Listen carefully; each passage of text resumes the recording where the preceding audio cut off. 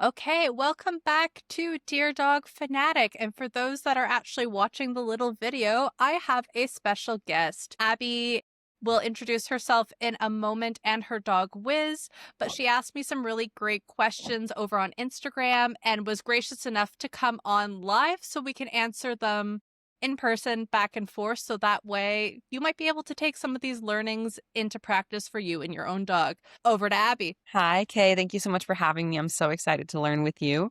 You're amazing. My name is Abby. I live in upstate New York in the Hudson Valley area, and my pup is Mr. Wizard over here by my side always.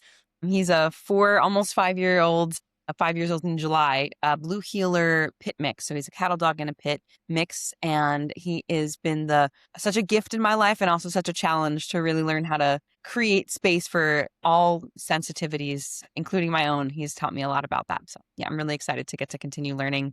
Yeah, absolutely. So I think we will go over the question you asked me, but I think it is important to provide context. And this is why I had a whole series of follow-up questions, because the answer of, what is the best balance of training and enrichment and rest Mm. for my dog?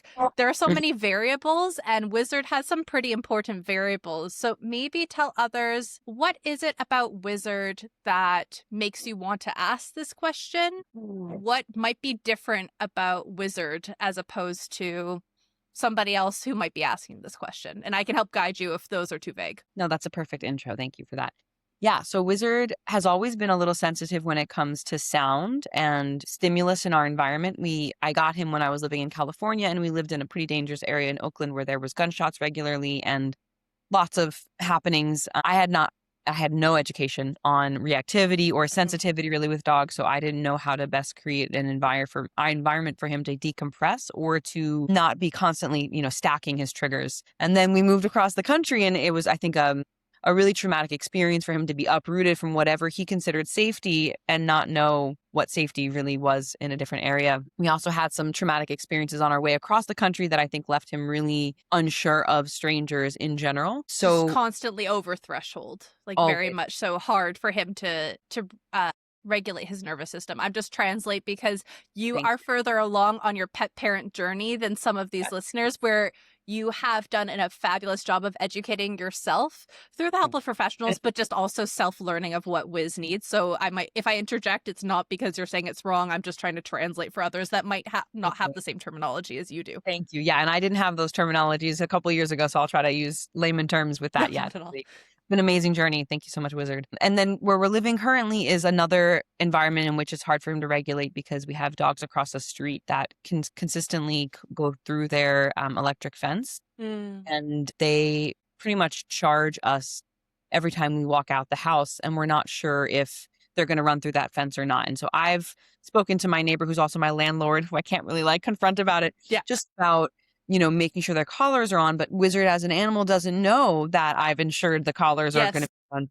So he's expecting disaster every single time we go on a walk a couple times a day. Their dogs also chase our car when we go for drives. So I just know anytime I'm trying to get him out and about to get enrichment, to get his life, to shake it off in some way, we're also putting him in a position where he is consistently reaching his threshold of, they're also doing construction across the street. So there's loud bangs all day, every day. And yeah, it's just what I want for Wizard is to know how to give him the right balance in his life so that, maybe on days where taking him in the car doesn't quite make sense. I know he's already at his limit. I know he's going to be stressed in that situation. How do I give him the right balance of enrichment so that, he's able to, in some way, shape, or form, offload his stress in a way that's healthy for him, managing the chaos as we go.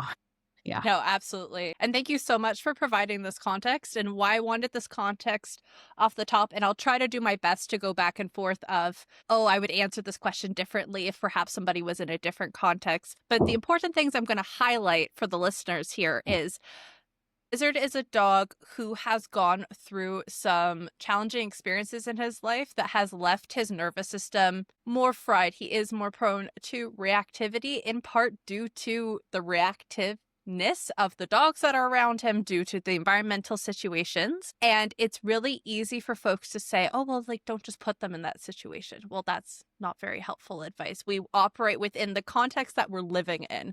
And this is why I try not to give default canned responses to things. We met through a mutual friend, Cass, who lives in Puerto Rico, and her environment for her dog, Ollie, is different from where my dogs are living, where your dog is living. So this is why the context is important. And Abby brought up an excellent point, which is we're doing a cost benefit analysis. I'm getting my words checked up in my head. But basically, if you have a T chart, it's looking at the pros and cons. So Abby every day is making the decision of, is it worth it to put Wizard through these potential stressors for the potential outlay? And this is what we're trying to work through today, in whatever part I can play in this, is helping to try and quantify that if possible, so we can have a more accurate viewing of what things are their net positive and in what context does the cons outweigh the pros when it comes to trying to enrich your dog, because you're trying to do all the right things. In my mind, you are doing all the right things. It's just a more difficult situation. You had written in and asked me that you were reflecting on your perceived awareness of Wizard's needs when it comes to the right mental and physical stimulation. I recognize I don't actually know the standard for what a dog of his breed/age would need in that balance. Do you have any thoughts on this? Obviously, both aspects of enrichment and stimulation are so important, and so is getting to decompress and rest. Do you have a sense of what a healthy rest/sniff/run ratio for a dog like Wiz would be? Or if there's a direction you can point me in to help me calculate that on my own, that is helpful too. And that will be a project that I will put on the back burner. I've thought about doing this before. I've thought about, can I just give people a lifestyle audit? And I'm hoping in the future I can. Yeah. The challenge is there's a lot of quantitative versus qualitative aspects. And then there's, can I put it in a way that is going to be interpreted by the pet parent in the way that I mean, or in the way that works for their dog? So I'm happy. In the meantime, we can have this call, and hopefully in the future, I can have a spreadsheet and accompanying book or things like that to help people get there. Because the challenge here is, and this is why we're first going to caveat medical. So in Wiz's case, I'm pretty sure the answer is no. But before you talk to a trainer about anything, has your dog been to the vet? Is there any underlying pain or ongoing underlying medical issues? Because, for instance, and I'm just going to say this for anyone, and then we'll get to Wiz, I could say, okay, like your dog needs more physical enrichment, but come to find out your dog has arthritis. And so we're actually making the reactivity worse because we're making their pain worse. And this leads in, we connected originally because my first dog was also a rescue blue heeler mix who I named Frodo. And I know this acutely because Frodo had heartworm. And so it was very hard to work on the balance of reactivity training and general training and life stuff while he was essentially on bed rest while going through treatment. For Wiz, I don't think that's the case, but I won't speak for you. Yeah. Wiz and I are working on getting him muzzle trained so that we can develop a relationship with a vet in our area who we can get some blood work done with so that we can understand if there is any kind of underlying condition. He seems really healthy to me. Cool. I never noticed any limping. He's not injured himself in a way where I would think that there would be any reason. Sometimes he doesn't want to jump up on the patio, but sometimes I think that's because he just doesn't want to jump up on the patio. Yeah, exactly. They can't talk to us, unfortunately. There's stairs, right? Yeah. So yeah, I don't think that there's any underlying cause. However, that is something that I think is really important to assess because, they can't tell us if they're in pain with their words. So yeah, I'm looking forward to having a relationship with the vet to get some blood work done and potentially even introduce some medications for him to help with, him navigating the triggers in our environment. Yeah, this is the important thing. And we'll touch on both of these points before we move on because it's important. And that's why I want to give this to caveat, because after, when you're in a future point, you go speak to the vet, you can always go back and re-listen to this. My two thoughts around this are, for the medical, some things that one can look out for are things like you said, are they hesitant? It doesn't mean that they are, but the key bit is changes in behavior for people. Sometimes we won't notice that, my dog is suddenly like sitting a different way. And it might take us a few months to notice that. It could be they're stiff getting up and down from lying down. They're worried about the stairs, especially going down the stairs could be a potential thing if they're nervous about their gait. Things like if you go to touch them, especially this is common for dogs that end up having hip issues, if you go to pet them and they kind of turn and look at you funny, which I'm sure you know that whale eye, they'll look at you funny. I'm not saying that these are guaranteed signs, but just for you now and in the future and for other pet parents at home, I only learned this because I became a certified canine hydrotherapist. So I worked with dogs that were going through rehab, and these were some of the signs that you'd look for when they came in through the assessment of like, oh, I could see how that dog's walking or the sit down and stands. And then, of course, you always work with vets, but just things that people can think of. The other thing there, which I love, is that you are open to putting Wiz on medication for potential anxiety if that's what the vet recommends. Too many people are scared to put their dogs on the medication, and I think that that is an overlap between there's just I'm not sure what the right word is off the top of my mind, but some people are mental health issues in humans aren't treated well. Right. Mental health issues in animals, there's an overlap there. I'm actually a chiropractor, and so I Mm, like neurology of trauma is really interesting to me, and I understand that sometimes there is actually a chemical loop, like a chemical yes. imbalance of that. And Wizard can't sit and talk therapy, as much, No, so he may need you chemical can't do the CBT on him, unfortunately. or Yeah. EMDR. I could be like, wait, follow my hand, like Yeah. Yeah. he's to. And I know that as much training as I'm doing, as much management as I'm doing, we live in an environment in which I have less control than I'd like over his Mhm. triggers. And so like in my mind, why would I like put him through an unnecessary chemical explosion when there are options to help him mitigate that chemically? That's how I feel about that. Yeah. Absolutely. Yeah. I will go into the meat and bones of what is the ideal ratio. Mm. So for Wiz is 4 or 5, did you say? He'll be 5 in July, so he's Okay. almost. So he's solidly adult. We're Mhm. past the adolescent stage. We're not near the senior stage. And this is really great because this is a dog's quote unquote prime. Assuming that a dog has developed as they are supposed to, we're no longer worried about messing up their joints. Some people make the mistake of over exercising their dogs when they're young, and then that can cause, onset of these kind of medical and pain related issues. And Mm. for senior dogs, same with humans, it kind of comes with the territory. Is it a guarantee? No, it's just more likely to occur. So what's nice is we don't necessarily, assuming the medical comes back okay and we're not noticing anything, we don't need to worry about that on either ends of the spectrum. With respect to breed specific enrichment, I don't know if you know, and obviously some of these tests are more accurate than others, and he was a rescue. He looks pretty blue heeler to me, but do you know how much pit he's got in him? I'm just curious. Oh, man, if you were to see the size of his back teeth and head up close, you'd be like, "There's definitely some pit in there." He's also a floof, like, he Yeah. is. I know the healer working dog energy, they like, oftentimes they just can go, go, go, go, go, go, go. Yeah. This boy likes to lounge Yeah. and floof He around like rests a whole hard. seal. Yes, he rests really hard. So personality-wise, I see a Mm. pretty clear balance between the 2, but his coat is definitely more healer than he hears me talking about him, so he's Hi, like, buddy. yeah, I little bit. always get so nostalgic. I have such a soft spot for the healers, especially after Frodo, and he's just such a cutie, Mr. Wiz.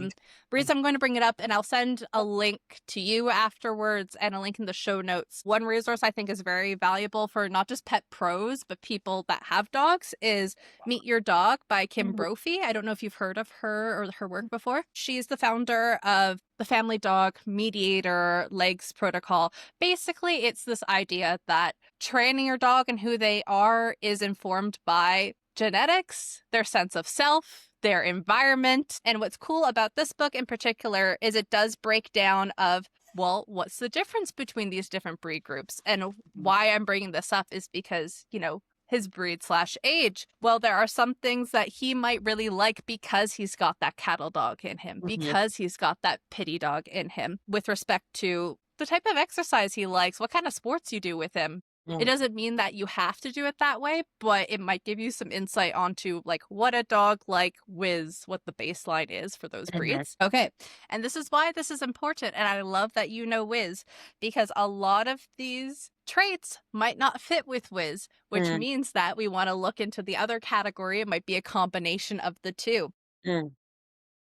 So, general like working dog at a snapshot, we have Robin to your Batman, They're always ready to be right next to your side. They will not rest they will not rest so long as there's an adventure to be had. Well, for Wiz, we already know he is the king of rest. He quite Mhm. enjoys rest, so that might not be the case. However, the stick-to-itness, is he by your side a lot, or is he okay to be like in the other room? Oh man, he's such a balance of the two. He's definitely by my side a lot unless he wants to be alone. And Mm. like he's very clear about he'll go into the bed, he'll go into the bedroom, especially if I'm in the mode of like wanting to pet him and he's Yep. like, "Yeah, I'm not about that." He's down to go do his own thing, but if I get up and walk around for any reason, he comes running like, "What?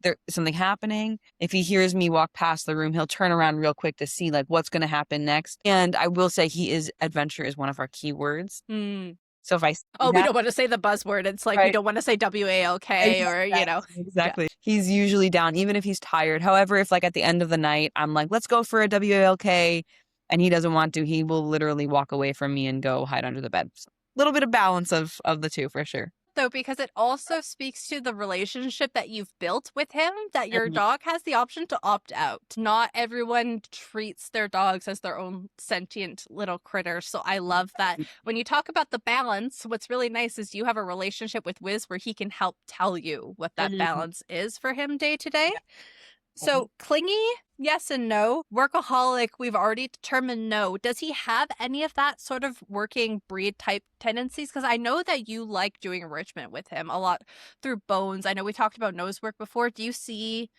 him really light up or really enjoy a job or a task? I'm putting these in quotations for those that are listening. Yes. He loves a Sniffari. I've Mhm. actually been giving him his meals as Sniffaris in the backyard, so he'll Nice. like eat that up. I also have a mindful manners feeding tool where he'll push a button and little bits of treats will come out and he'll go Nice. through the whole thing. However, I notice if I put that out and a different thing, like he'll choose the other thing first and then go. So I mean, he has preferences for sure. I would say he definitely is down to destroy, like to do a lot of tearing and shredding. Mm. Evisceration. Yeah. Yeah, like, loves it. I'll say, "You wanna destroy?" And he, like, jumps up and down. I'm thinking in some other I've been able to train him to do, like, scratching for filing his nails. However, with Wizard, if I get too excited or if Mm. it's clearly we're about to do something and there is any sign of it not just being for fun, he will shut down pretty quickly. He's sensitive. He doesn't like pressure, is what I'm hearing. He doesn't like pressure, and he thinks if I'm too excited, there's gonna be, like, a goal at the end of it that he won't Mm. like, Mm. clipping his nails or trying to put on the muzzle clip or something like that, so he will turn down high value rewards if he thinks that there's a trick at the end of it. Yeah, he's smart. He's a He's smart so smart. cookie.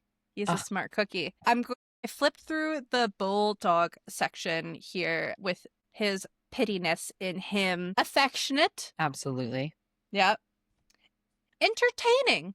I don't know. This hasn't come up for you when I think, but I'm curious to hear about Mr. Wiz. Does he like attention? Obviously, he doesn't like it when it's pressure, but does he try to entertain you? Does he be goofy and does he take joy out of, making you laugh or things like this? Yes, absolutely goofy. I have a morning routine every morning where I do my Buddhist chanting, and as soon as I ring the bell for the end of it, he comes running out of the bedroom, flies onto his back, and wiggles around to like read literally every single day. So I definitely think he's an entertainer. He also, if I'm like just lounging and he wants to play, he'll grab a string, drop it in front of me, and then put his paw on it to stop me from getting it. So he's definitely like an enticer. He's very mischievous if he's in the mood. Yeah. I don't know if that answers your question. No, it does. And it just leads me because I'm asking these questions for a reason, and because I'm hoping by the end I can prescribe some things to you or have some suggestions of things to try out.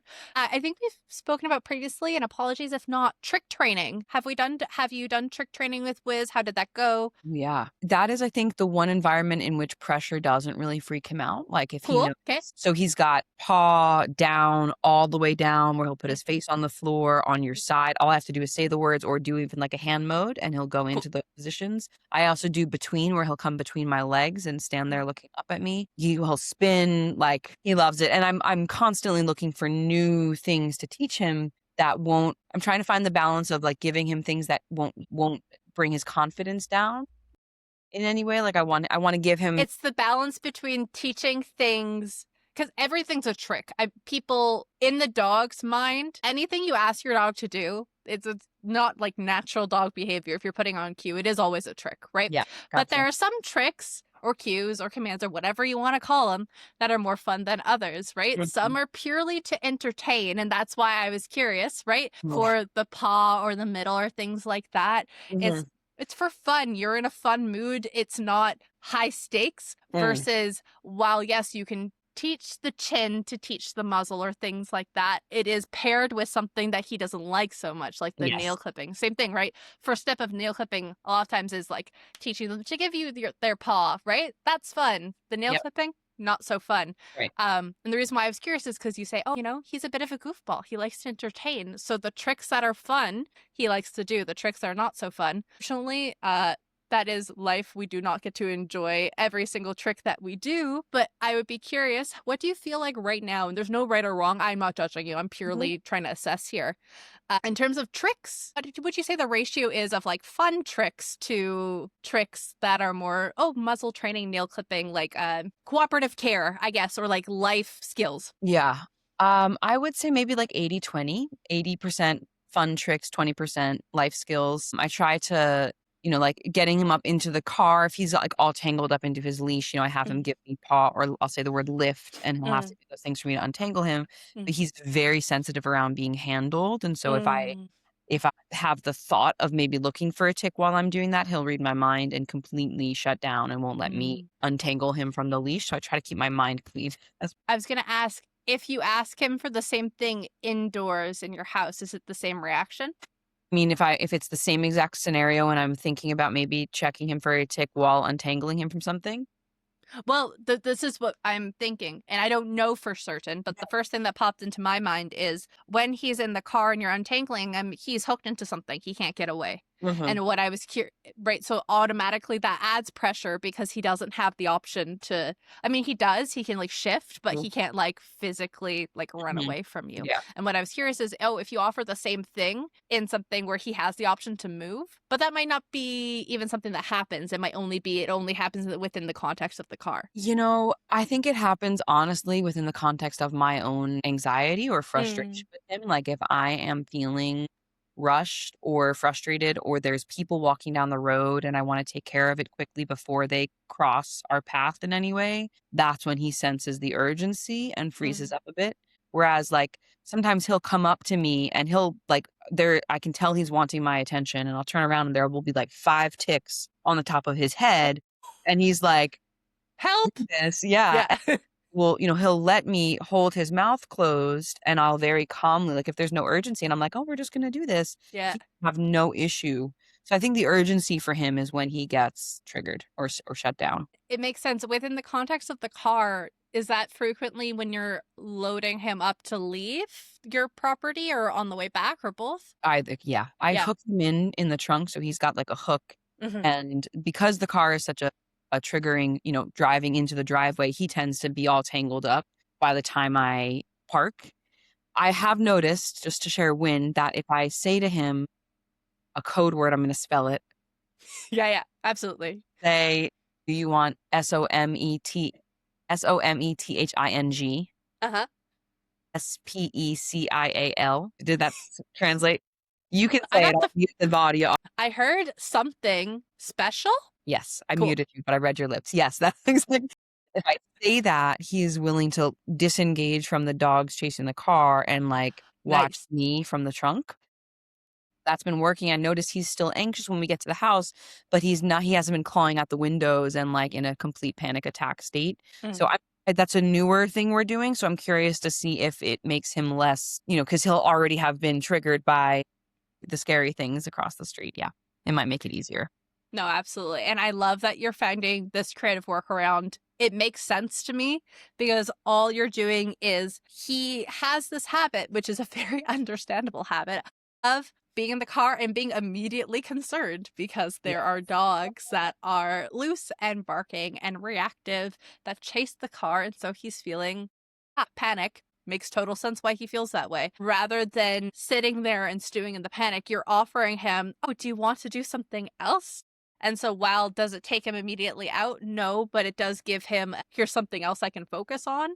in Yeah. that moment. So I think that's really smart that you're doing that. And please feel free and PM me as this continues about how that continues to shape in your guys' lives. I think that the balance part of this, because I'm like, all right, we just went on Mm, a long walk. He got to jump in water and run through the fields. I have like 100-foot long leash and we go places where nice. there's never going to be anybody ever. Love a long line. Yeah. And he loves it too. He will gallop through the fields for as long Hmm. as I let him, and then I know that that's his physical enrichment. He's also Hmm. sniffing a lot, and I'll do sniffaries and, treat scatters on that. So that's mental enrichment. And Hmm. then we get to the house, and what I've seen as great enrichment all of a sudden becomes this saturated tension because we're dealing with the dogs across the street. So then I'm like, okay, we just did all of this. Does he need a decompression moment? Because is it best for me to take him to do a sniff in the yard where he can decompress from the trauma of the dogs across the street, or bring him inside and let him go under the bed and cool off, even though I know he's now triggered and will be running from window to window once we get inside, seeing if the dogs are running at the house. Like, I don't know how to give him the off button after enrichment. Absolutely. And I think that we've come to a conclusion here, which is the sniffaries, the running through the glen as the wind riffles through his fur Yes. is amazing for him. It's fulfilling so many of his needs. The challenge is we did this really cool thing and there's no problem with that really cool thing. It's purely coming back into the home environment, not because of your home, but just because of the environment around. Yeah. Have you experimented with doing a little bit of a sniff decompression in the yard? And if so, how does that go? Well, what's hard about that is that the dogs they're visible. So they're at the edge of the road watching us. Staring him down. Yeah. Yeah. And Which is aggressive for like the viewers who aren't aware. This is why I never encourage even on leash greetings because they can't move away. yeah, They're stuck and the approaching head on is not like good canine manners. no. So the fact that I'm not saying that those are bad dogs or anything like that, but the staring across the street, it makes sense why it would make Wizard nervous Yeah. because it is aggressive. Imagine you're at a bar and there's just somebody staring at you. Yep. It's unsettling. Yep.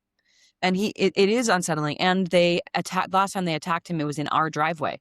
So Yeah, of course. So it's not even he doesn't even have the safety and security of they're over there. Right. Because like we said, the electric fence, I'm not a big fan of electric fences. No. If you are, I'm not judging you. Why I don't like them is, as Avia said, they can break through them. So for some dogs that is a deterrent and for some dogs it is not. And it doesn't help other dogs like Wiz or my guys they don't know what an electric collar is or an electric fence. So that provides them no sense of security that that the other dog isn't going to come at them because that's not even true. The dog still could come through as proven by Wiz's history of being attacked by these dogs. And just in my awareness of how reactivity builds, like, actually people are afraid to walk on our road because the dogs are getting confirmation when they come charging at the electric fence and Yeah. keep walking. They see, oh, I scared those jerks. This works. Let me do it every single time anybody comes around.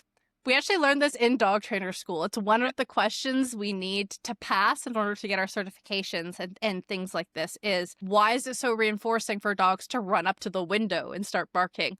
Well, because what do they want? They want the people to get off their lawn. And what happens? They bark and the people get off their lawn. They continue past. The dog doesn't know that that wasn't caused by their barking. So it's very reinforcing for them. And I'm just drawing a parallel. That's also what's happening in this situation. Yeah. And because Wizard and I have a rhythm, he's a dog with structure, thrives in that space. The dogs across the street know our rhythm. So every morning they're at the edge of the driveway waiting for us.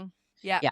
And so I know that the yard is like a potential decompression space, but I also tend to feel a little bit anxious because, my neighbor is my landlord and he and Wizard have not had great interaction. So he's let me know if I end up continuing to feel uncomfortable with Wiz, you guys need to find a different place to live. So I'm immediately like, Wizard and I need to be kind of, even though they're causing a problem, Wizard and I need to be unseen, unheard in response. You need to be the one to accommodate just due to power imbalance, Yeah, exactly. et cetera, extenuating circumstances in this situation. Yeah. Totally understand. We live next door to not the same, but we have a neighbor dog named Toby. We know this is Toby. They have two dogs, but we know it's Toby because Toby is outside in the yard and barks like nonstop for hours every day. my dogs will then not hang out in the yard because I will call them in. Yeah.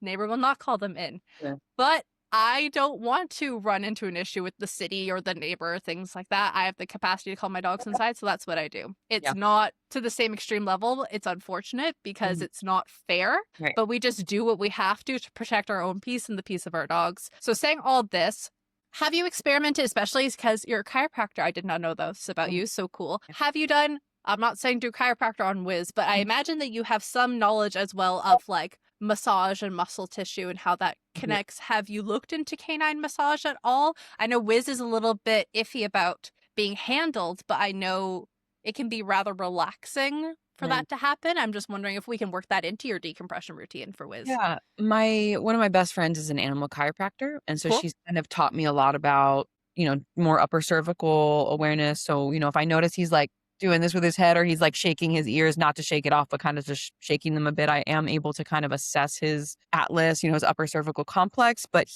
again, if I have any intention of like treatment or like management physically, he will Mm. run and hide. And if I push that, it's a real breach in our trust.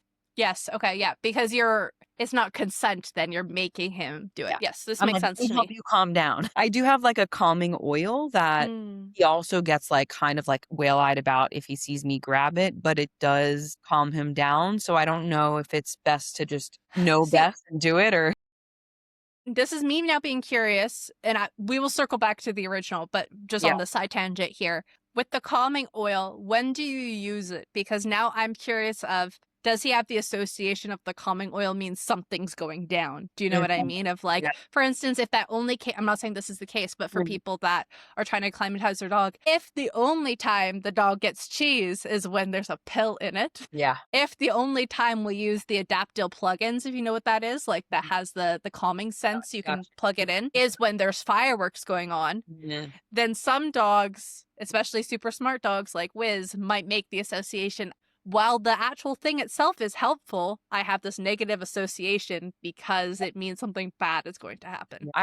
The times that I've used it throughout his life have been where he's having a hard time settling. Mm, So, when I was living at my parents' house and there was another dog who was barking high pitch in his ear all the time, used it on both of them and they both like definitely calmed down within a couple minutes. I tend to use them if I have somebody over and he's not settling and he's like mm, sitting next to me panting because he wants to be the center of attention. That will help him just like cut that and like settle enough to lay down. It doesn't always last very long, but it gives me a break from mm. his like him panting and yelping is stressful for me more than anything, so This is true. And this is why I always say too, like, no one causes their dog's behavior. Can we exacerbate? Yes. But for if anyone's ever told you or anyone else that like you're causing your dog to be reactive, no. Because there are dogs out there that have been attacked a bunch of times, and guess what? Not reactive. There are dogs out there that haven't never been attacked, and guess what? Reactive. So Yep. it's same as humans, right? Some of us, our nervous system, who we are, how our brain chemistry works, there's just differences. Yeah, thank you for saying that. It's so important to tell dog mamas and parents that. I think we were talking about that because we were talking about the decompression when we get back into the house, Yes, whether yes. massage, and so I was saying scent is something that does work for him, massage not as much. Gabapentin, which I use if there's thunderstorms, fireworks. I do live in the country, so there's often, like, people are just shooting off their guns Random gunshots. Yeah. or, like, for an hour straight, and Mm, so gabapentin, it doesn't break the panic in the moment, but it will allow him to settle in, like, 30 minutes enough to, like, mm. lay down and sleep it through. Important because, well, this is the thing. It's like when we're talking about lifestyle, because Mhm. we're going to go onto this tangent, is to your point, does it break the panic? No. But it allows for recovery Right. because what will happen to dogs in Halloween and in these situations where there's a lot of that stimulus, they don't have the option to decompress and recover because they won't sleep because they're panicked. So, what you've said with the routine of the gabapentin, when that happens, I think that's a win because, yes, does it address the panic? No, but it allows him to recover because it allows him to feel safe enough to sleep. Yeah. Yeah, and I think in my mind, part of what I was saying in my question is, like, my perceived awareness of him. Mm. I think, all right, Wizard was home. I worked yesterday, even though it's raining outside or even though blah, blah, blah, I'm like, Wizard needs physical stimulation. Let me go bring him on a hike. And Yeah. then, maybe we have a traumatic experience on the hike. Someone happens to pull up behind our car. God forbid they exist in the world around us. Then I'm like, oh no, his physical stimulation actually just became traumatizing for him, even though he was resting all day yesterday because I was working. Is the right thing at this moment decompression, or is the right thing continuing to stimulate him in some way so that he can get that energy out of his system? Yeah.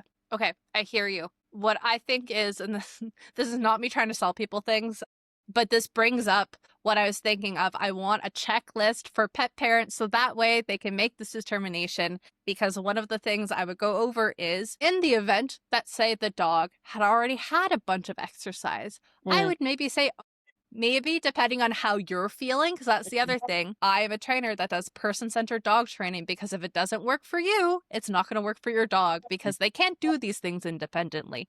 So my answer is multifaceted. One is, do you feel comfortable continuing that moment? And I'm not just talking of, oh, is it stressful right now? Do you feel like 5 minutes into the walk, you're still going to be having a miserable time? You're not able to cope?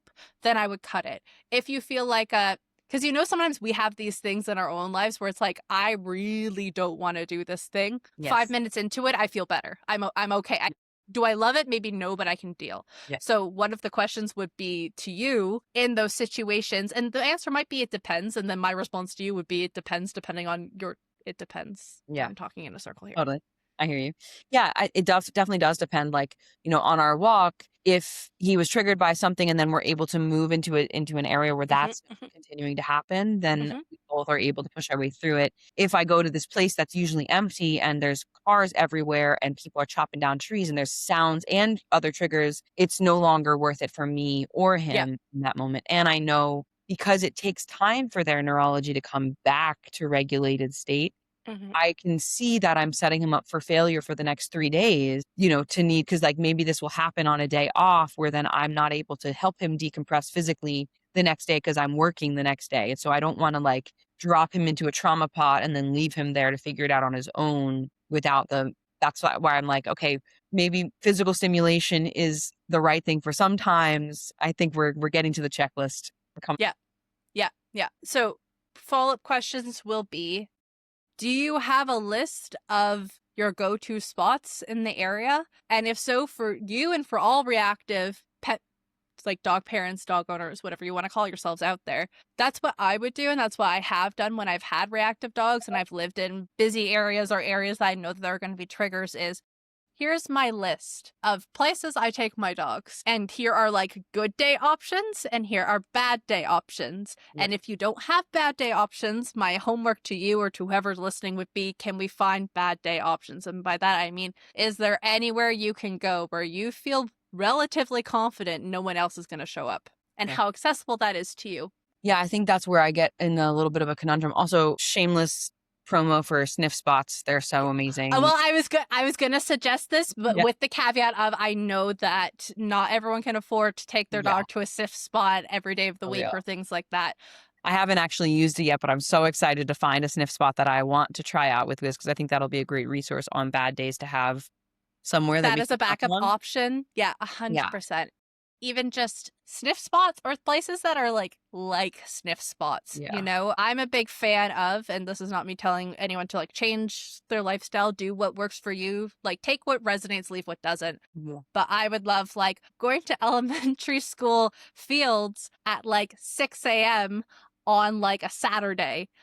I'm gonna, I not knew it everyone needs to be that enthusiastic first. out there as I am to do that. But it's also like okay, if we don't have those paid options, is there a free version of that you can do Yeah. that works for your schedule? Yeah, I think that that's most of the places that I would take him to if I'm here, they're all within like a 20-minute radius of Cool. me, but in completely opposite directions. So Yeah. if I go to this 20-minute difference, then I have to drive 40 minutes to an hour to get to the next option that might be a different place. So that's where the car being stressful for him becomes kind of like this mitigating factor because I'm like, all right, I could ask him to hold it together in the car for 40 minutes or we can just go home Mhm. and do hide treats around the house and let him like actually come down from what turned out to be a bad day that I wasn't aware was going to be a bad day with the spot. I was a project manager, so my brain immediately goes to, okay, how can we categorize these things? Mm. My immediate thought is, okay, we have,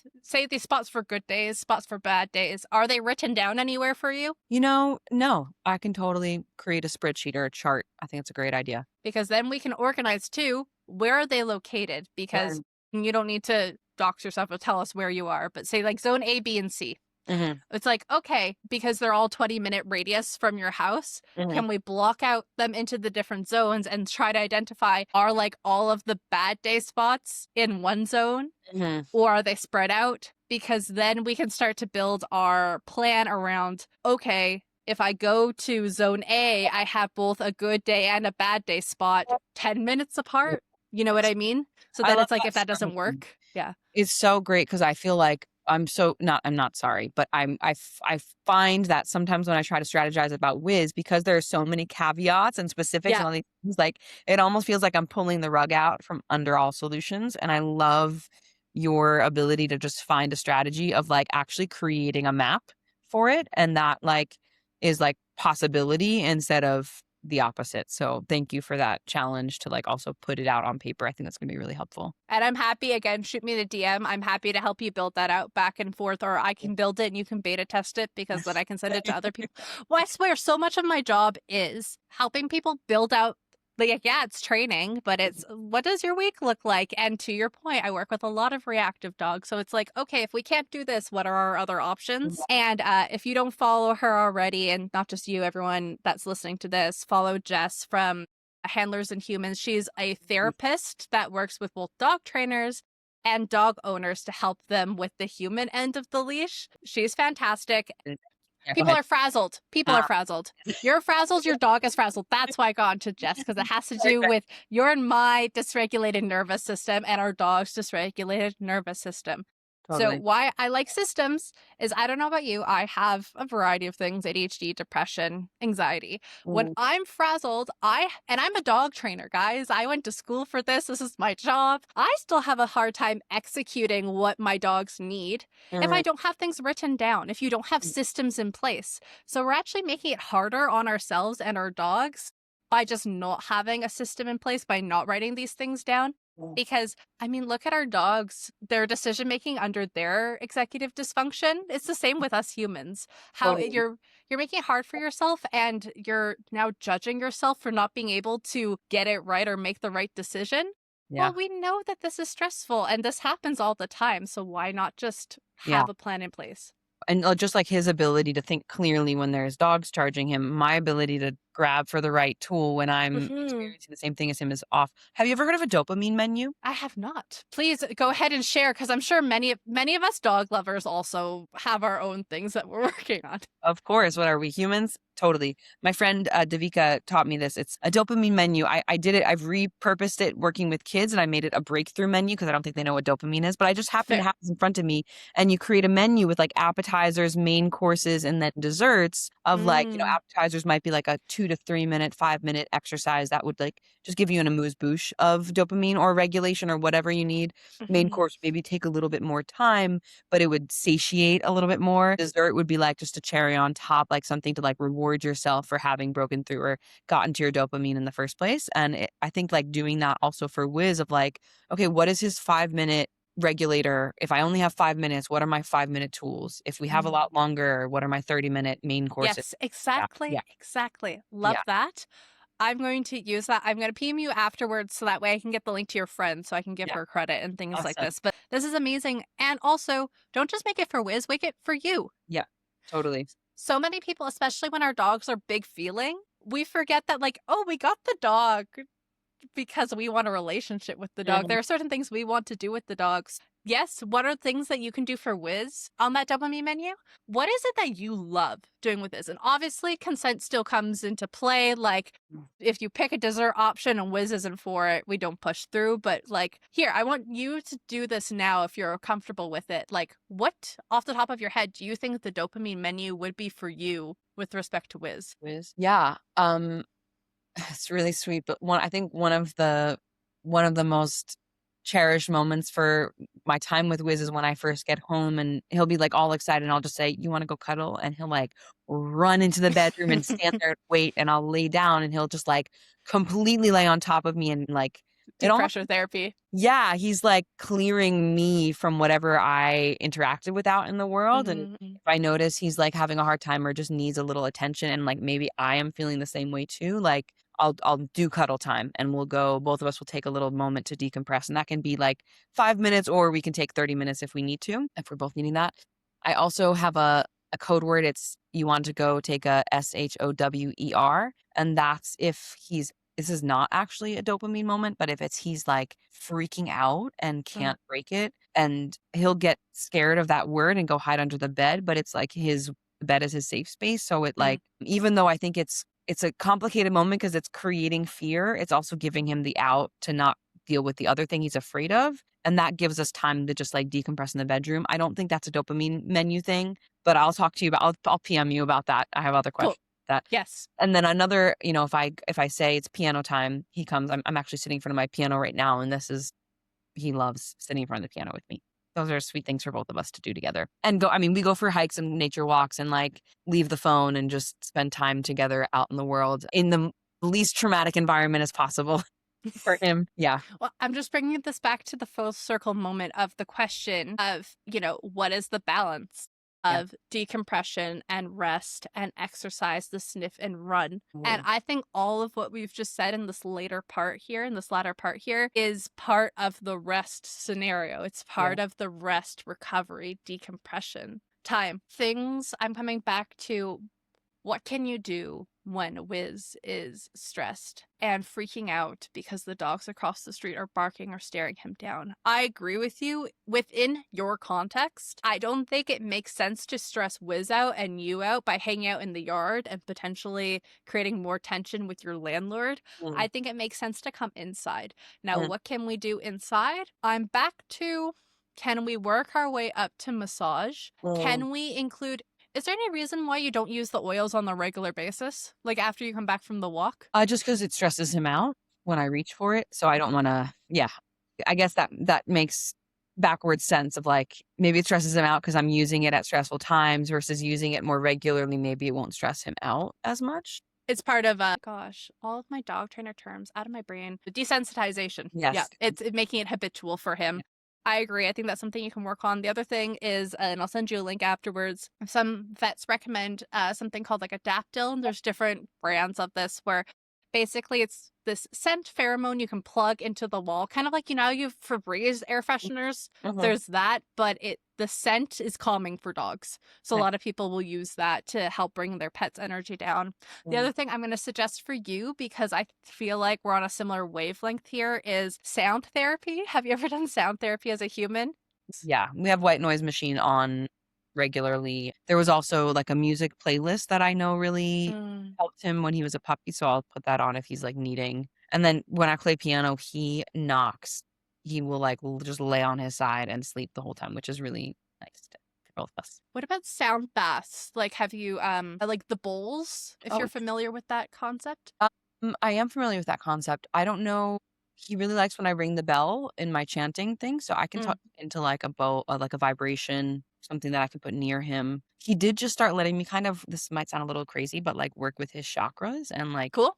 never No, would animal Reiki is a real thing. so real, and he let me do, like, a full clearing and, like, actually kinda, like, shake it out, and then Mhm. yawned and licked his lips a bunch and laid down and went to sleep, so I felt like he and I are learning we're learning each other's language around when he's willing to let me do and knowing also he knows that I'm not tricking him when I'm doing that.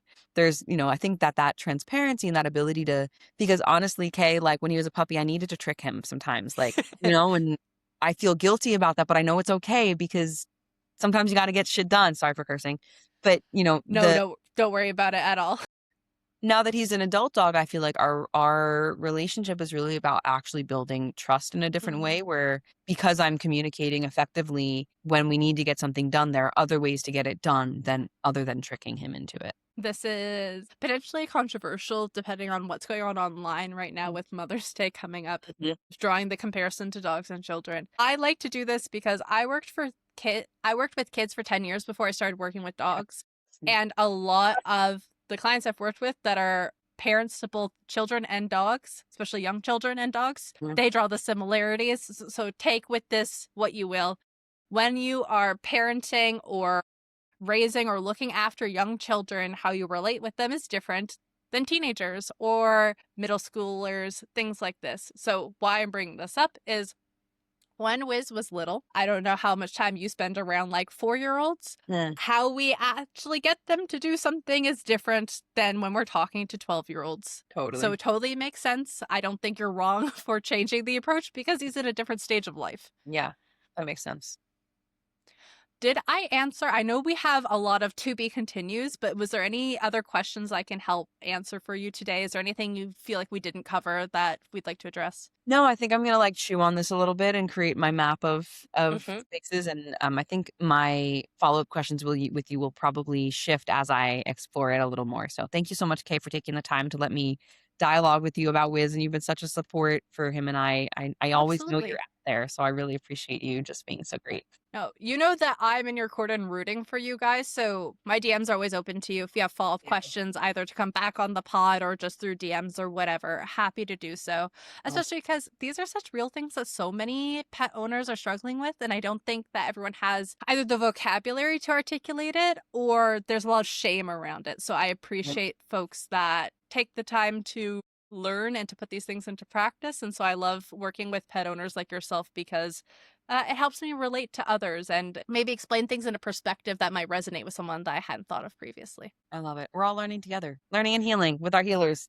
Exactly. Well, I will then close us off. For those of you that are listening, we covered a lot today. I'm hoping that we'll have more podcast episodes like this because it's actually really fun to speak with somebody else in real time rather than answering someone's questions when I can't ask them all the follow up questions and I'm just monologuing. That's probably not very interesting for people to listen to or watch. But if this was interesting to you, feel free and shoot me a DM if you're interested on coming on the pod. This was Dear Dog Fanatic. See you next time, and please remember to give your dog some scritches for me. Bye.